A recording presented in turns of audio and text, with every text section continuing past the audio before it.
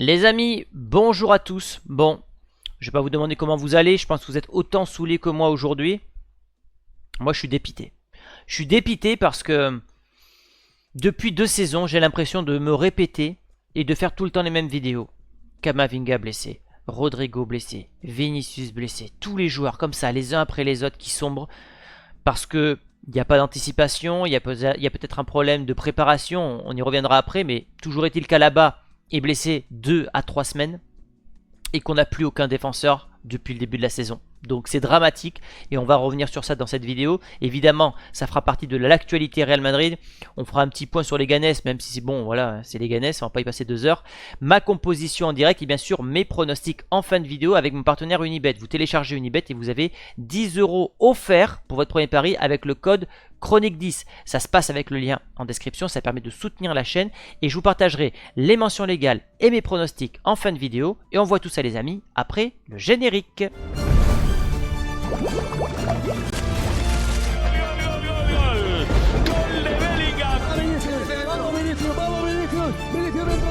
Tranquilo.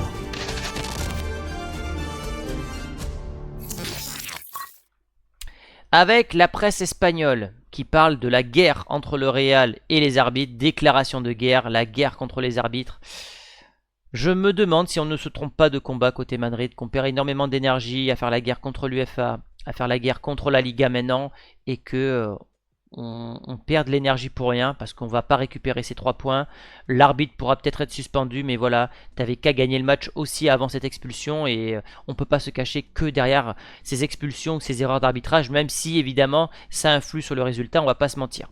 Le calendrier qui nous attend, puisque ça c'est important, en vue des blessures. Quart de finale de la Copa del Rey contre les Ganes. Demain. Ce week-end, derby de Madrid, très important pour la course à la Liga. On va à l'Etihad Stadium contre City.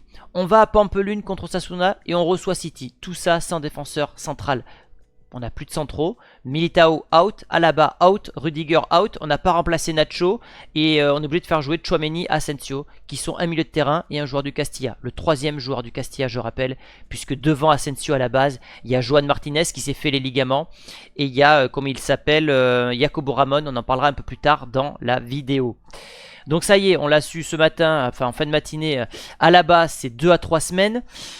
C'est une blessure aux adducteurs et là, ma première remarque, réflexion, c'est mais c'était sûr en fait. C'était sûr que ça allait arriver. On parle d'un joueur qui a 32 ans, qui revient de quasiment 18 mois de blessure, qui n'a quasiment pas joué depuis son retour. Il devait jouer d'ailleurs demain contre les Ganes. Et tu n'as pas recruté. Tu n'as pas pris la peine de recruter. Tu n'as même pas fait jouer depuis novembre des jeunes du Castilla. Très peu de fois, Raúl Asensio.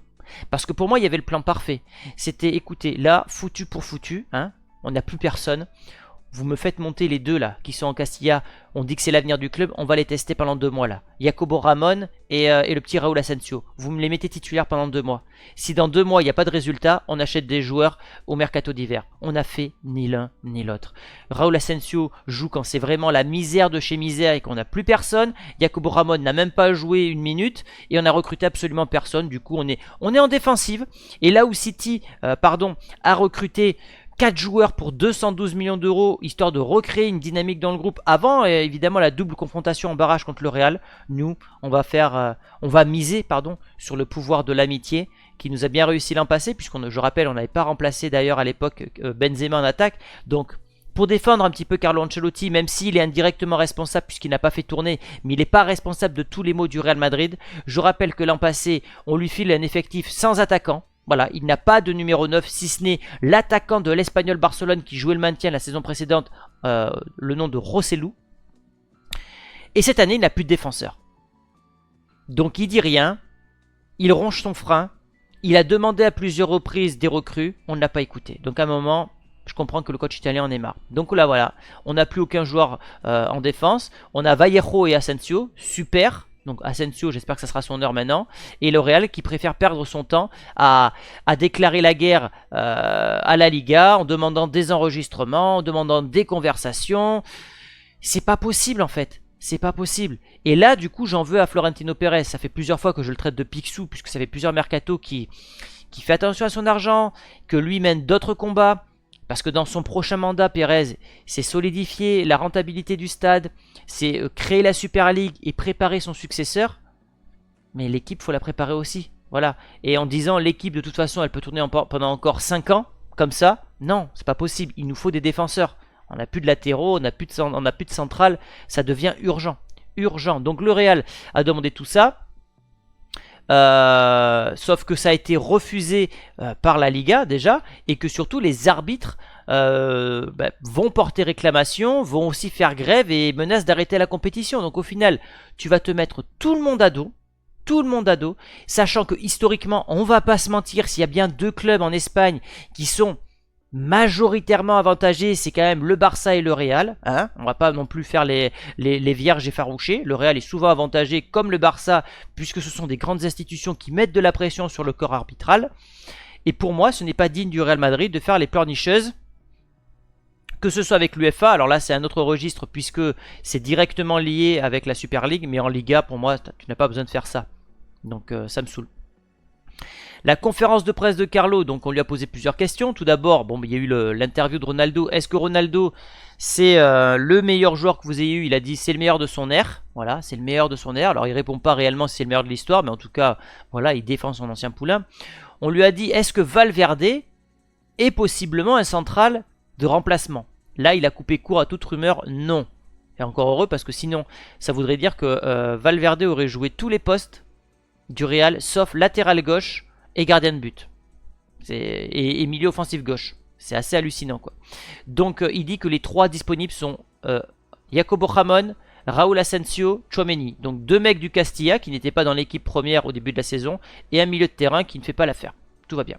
Donc il dit que lui il croit aux jeunes équipes, et là pour moi c'est de la grosse hypocrisie de Carlo Ancelotti. C'est pour ça qu'en fait c'est toujours bien d'avoir la conférence de presse et de ne pas seulement relayer les comptes Twitter et la presse espagnole, parce que lui il dit des fois des choses et je peux réagir là-dessus.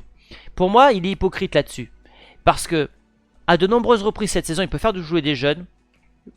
Hendrik il joue pas, Arda Güler il joue pas, Raúl Asensio il joue quasiment jamais. Donc viens pas dire maintenant il faut faire confiance aux jeunes parce que t'es dans la merde comme pas possible. Non, t'avais qu'à les faire jouer avant, t'avais qu'à aussi anticiper, et notamment sur le plan défensif. Donc voilà, là pour le coup je ne défends pas Carlo. Vinicius va jouer demain, mais Bellingham est out, donc ça va nous permettre de faire notre compo tout à l'heure.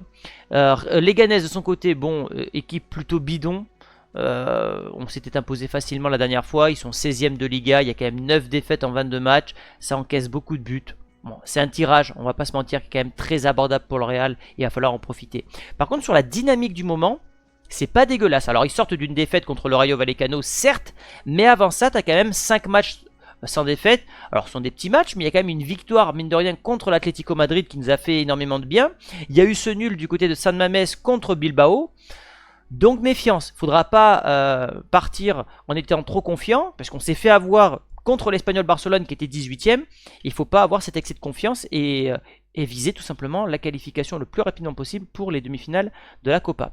Au niveau du schéma tactique, ça va jouer comme l'Espagnol de Barcelone, je tiens à vous prévenir, ça va jouer à 5 derrière, double rideau défensif. On mise sur des scénarios de match, on mise sur des coups de pied arrêtés, on mise sur des contre-attaques, mais voilà, il va falloir se méfier. Il y a l'ancien attaquant du Barça, Mounir El Haddadi, qui est devant, même s'il joue pas beaucoup. Et puis pour le reste, ce sont des joueurs de tiers zone, quoi. C'est des joueurs plutôt moyens, pour ne pas dire mauvais. Au niveau de la compo, on y va de suite. On va faire la compo. Donc dans les cages, on est en Copa del Rey. Donc on va mettre Lunin, si je le trouve. Voilà. À gauche, tu dois attaquer, parce que là c'est un match de coupe. On n'est pas là pour défendre. Garcia. À droite, tu auras Vasquez. Donc 2 Espagnols. Et là, tu dois jouer Raúl Asensio. Et tu vas me mettre... Est-ce que je l'ai, le petit Jacobo, là? Voilà. C'est ça que je veux voir maintenant. Voilà. Foutu pour foutu. Mais moi, c'est 2 jeunes. Et là, en plus, tu as une défense qui est 100% espagnole. Ce qui manque un petit peu aussi au Real. Hein. Chez certains supporters en Espagne je parle, moi je suis français, mais qui ne reconnaissent plus le Real parce qu'il y a moins de joueurs espagnols qu'auparavant, et notamment moins de joueurs en sélection nationale. Là tu as une défense 100% espagnole. Tu dois tester ces 2 mecs là, ça se trouve tu vas avoir une belle surprise. Le Barça, on peut les critiquer, le Barça, C'est vrai, on les critique le Barça. On les aime pas. Mais eux, dans des moments compliqués, ils font confiance aux jeunes. Et ils te sortent qui? Du Yamal, du Koubarsi, du Gavi. Et nous, on s'en inspire pas. Et c'est dommage. Milieu de terrain, autant la défense, on fait des travaux, autant là, on va essayer d'assurer les arrières. Donc, on aura Valverde, parce que lui, jusqu'à la mort, il jouera, jusqu'à qu'il se pète une jambe. Hein, Carlo le mettra titulaire. Bellingham est out, donc on aura Modric. Mbappé est out, donc là, je veux voir du Hendrick. Et ensuite, tu me mets une attaque 100% brésilienne, avec une défense 100% espagnole.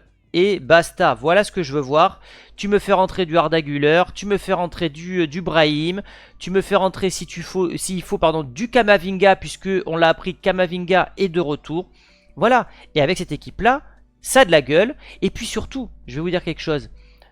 Nous, on a envie de voir des jeunes. On a envie de voir des mecs qui vont gagner leur place de titulaire, qui vont grandir dans le temps avec le Real. Alors je dis pas qu'il faut mettre que des jeunes, puisque c'est pas dans la mentalité, les mentalités du Real Madrid de faire jouer beaucoup de jeunes, mais là t'as pas le choix, donc faut le faire. Voilà pour la composition, les amis.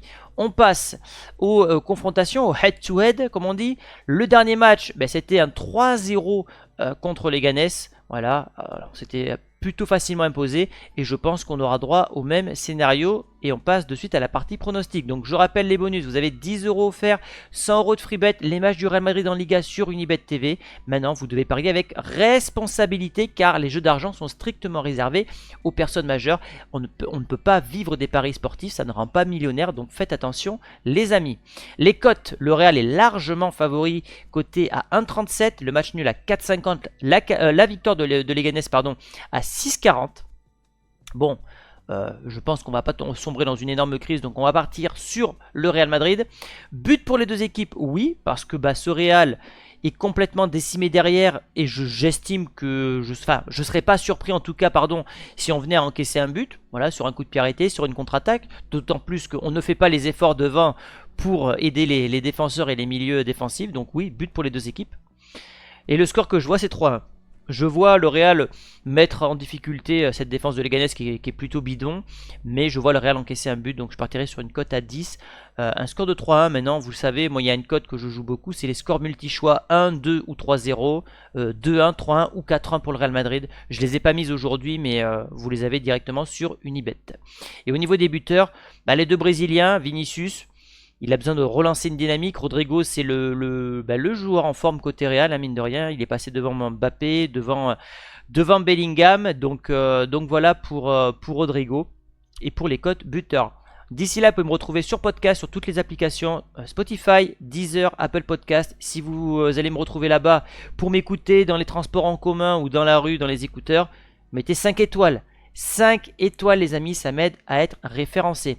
Donc les amis, dites-moi ce que vous pensez de la blessure d'Alaba, de la gestion de cette défense, puisque le mercato s'est terminé hier, il n'y a plus aucun espoir qu'on recrute un défenseur central désormais. Juan Martinez, l'élu de la défense, est toujours blessé, s'est fait les ligaments, donc le dernier espoir à utiliser, ça sera Jacobo Ramon. Voilà les amis pour moi, on se retrouve demain pour le débrief à chaud et puis tous les jours pour l'actualité du Real Madrid. On part sur un trend énorme avec beaucoup de gros matchs. Je vous dis à très vite les amis, ciao.